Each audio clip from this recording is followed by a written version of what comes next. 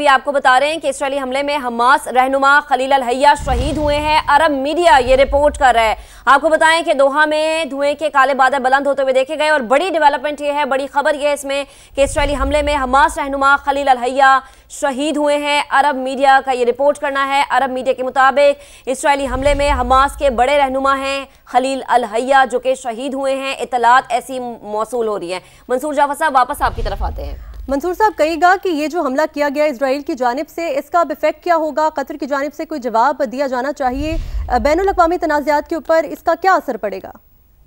میں سمجھتا ہوں جی کہ یہ تو قطر کی سالمیت پر حملہ ہے جی، یہ براہ راست قطر پر حملہ ہے، کیونکہ قطر کے پاس جو یہ حماس کی لیڈرشپ موجود تھی، یہ ایک عرصے سے ان کا سیاسی دفتر وہاں پہ کام کر رہا تھا، اور جو اس وقت آپ بتا رہے ہیں کہ خلیل الحیہ صاحب شاید اس کارروائی میں کام آئے ہیں۔ خلیل الحیہ تو اس قربانی دینے والے خاندان کے چشم و چراغ ہیں کہ جن کے 62 فیملی کے افراد جو ہیں وہ اسرائیل شہید کر چکا ہے، اور اب یہ ان کے اعلیٰ مذاکرات کے طور پہ اس وقت پورے اس مذاکراتی عمل کو لیڈ کر رہے تھے، جس میں وہ قاہرہ قطر کے درمیان شٹل کرتے تھے، ترکی کے جاتے۔ تو اب میں سمجھتا ہوں جہاں جہاں پہ بھی حماس کی لیڈرشپ موجود ہے، چاہے وہ ترکی ہے، ایران ہے، دیگر جہاں جہاں پہ ممالک ہے اس بینر کے تلے کام کر رہے ہیں، وہ تمام کے تمام ایک جسے کہتے ہیں ترنے والا بنا دیے گئے ہیں، اور اس وقت بالکل جسے کہنا چاہیے ایک آل آؤٹ وار والی کیفیت اسرائیل نے پیدا کر دی ہے، اور خاص طور پہ قطر جیسا ملک کہ جس کے انٹرنیشنل ڈپلومیسی میں ایک اپنا مقام ہے، اور انہوں نے جس انداز سے میں نے پہلے عرض کیا کہ افغانستان کے معاملے میں یا ابھی ریسنٹلی جو زلزلے امداد اور اس کے بعد ابلاغی محاذ پہ جتنا بڑا میں سمجھتا ہوں کنٹریبیوشن ہے اس وقت قطر کا، تو یہ قطر کو شاید سبق سکھانے کی کوشش کی گئی ہے۔ تو اب بنیادی ذمہ داری میں سمجھتا ہوں عرب خاص طور پہ جی سی سی ممالک اور سب سے بڑھ کے سعودی عرب جو اس پورے پیس پروسیس کو لیڈ کر رہا ہے، اور جس وقت جن کی میزبانی میں فرانس اور ان کی میزبانی میں اس وقت جو اس وقت یو این میں جو فلسطینی ریاست کو تسلیم کرنے کے لیے جو ایک انیشیٹو لیا گیا ہے، اگرچہ اس کی راہ کے بیچ میں بھی روڑے اٹکا رہا ہے امریکہ خاص طور پہ فلسطینی قیادت کو، اور یہ اب خدشہ پیدا ہو گیا کہ یعنی یہاں پہ کون سی فلسطینی قیادت جو ہے وہ محفوظ ہے؟ آیا محمود عباس جو ہے وہ خود کو محفوظ کلیم کر سکتے ہیں؟ ایسی صورت میں سمجھتا ہوں کہ قطر جو ہے یقیناً اس کی طرف سے ایک بھرپور جواب جو ہے ڈیو ہے، اور لگ رہا ہے کہ قطر جو ہے اپنے تمام جو اسٹریٹجک مفادات ہیں اس کا بھرپور تحفظ کرنا جانتا ہے، اور اس وقت قطر کو ان کے دیگر ہمسایہ ممالک جو ہیں وہ اکیلا نہیں چھوڑیں گے، اور ان کو اسرائیل کو کم از کم یہ بات باور کرا دی جائے گی کہ انہوں نے جو جسے عربزم کہتے ہیں جو پین عربزم ہے اس کو نشانہ بنایا ہے، اور خاص طور پہ ایک ایسے ملک کو کہ جس کی کمیٹی آف نیشن میں ساکھ ہے، ایک مقام ہے، اسے ایک لحاظ سے دیوار سے لگانے کی کوشش کی گئی ہے۔ منصور صاحب قطع کلامی کی معذرت، ایک تو میرا سوال لیجیے گا پھر اپنی بات بھی مکمل کیجیے گا۔ یہ ہم نے تب بھی دیکھا تھا نا جب ایران اور اسرائیل کا تنازع چل رہا تھا، آپ نے انٹرنیشنل ڈپلومیسی کی بات کی،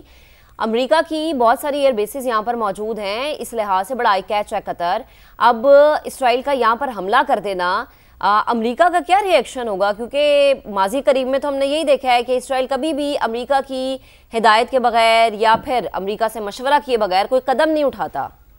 اس میں کوئی شک نہیں کہ اس وقت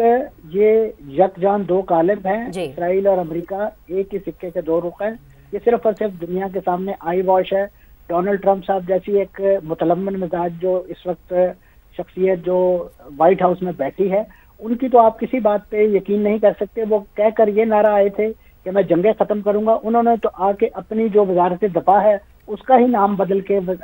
وزارت جنگ رکھ دیا ہے، جو ان کے عزائم کا کھلا اشکار کرتی ہے کہ وہ اس دنیا میں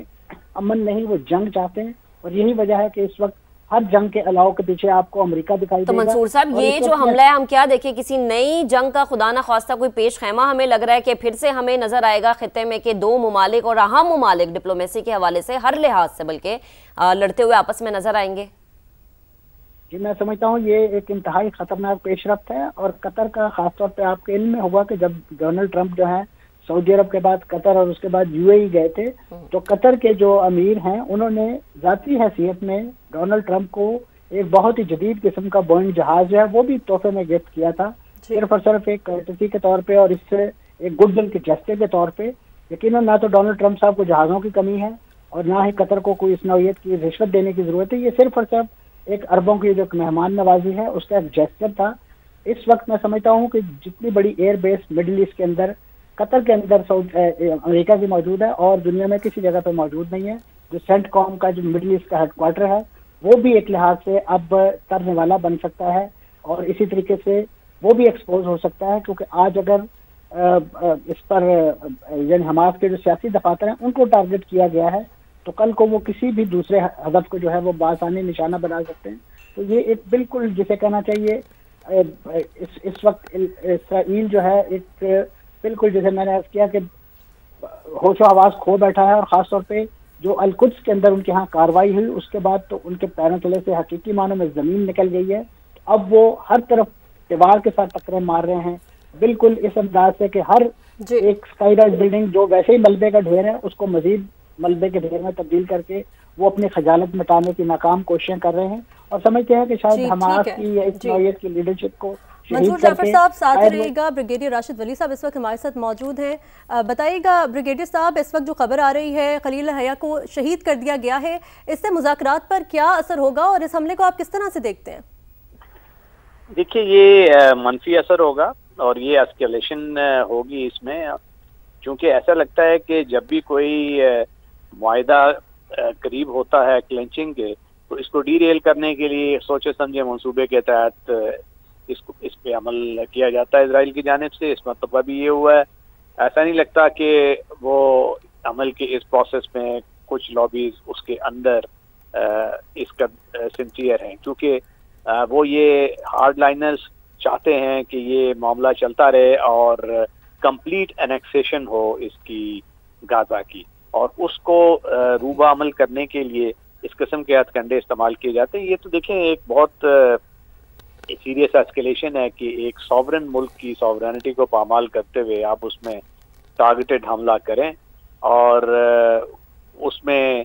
अब ये आहिस्ता आहिस्ता जब इतलात मजीद आएंगी और जो उसका मजीद डैमेज है उसका भी पता चलेगा। तो चूँकि कतर बड़ी सिंसियरली ये मामला सेटलमेंट की तरफ ले जाने में किरदार अदा करता आया है रेगुलरली, मिस्र के साथ मिलके भी, अमेरिका के साथ मिलके भी, ईरान और उसमें रवाबत ये इसका काफी किरदार कलीदी रहा है और उसके ऊपर इस किस्म का हमला तो ये बहुत प्रोवोकेटिव एक्ट है। ब्रिगेडियर साहब, एक तरफ तो हम देख रहे हैं कि अमेरिकी सदर जब भी अरब ममालिक का दौरा करते हैं, अब्राहम अकॉर्ड की बात ज़रूर करते हैं, वो उस तरफ लाना चाह रहे हैं अरब ममालिक को। दूसरी तरफ इसराइल का ये बिहेवियर, हिपोक्रेसी नहीं है ये बहुत बड़ी? देखिए, अमेरिका की ख्वाहिश तो ये ज़रूर होगी कि अब्राहम अकॉर्ड्स की तरफ वो आएँ और ऑलरेडी जिसके यूएई जैसे ममालिक उसका हिस्सा है, मगर अब इस किस्म की ठीक है, आपको यहाँ पर रोकेंगे और एक और बड़ी खबर है जिससे मुतालिक आपको अपडेट करेंगे। इसी हमले से मुतालिक खबर ये है कि एक और